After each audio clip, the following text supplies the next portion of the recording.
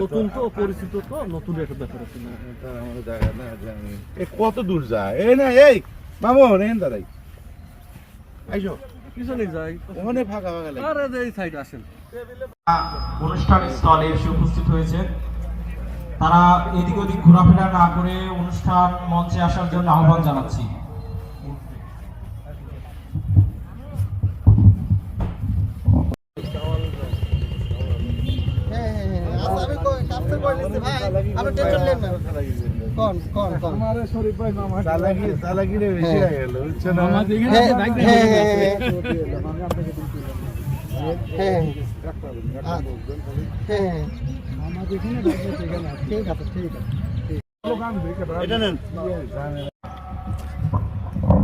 আমরা খুব শীঘ্রই আমাদের আনুষ্ঠানিকতা শুরু করব।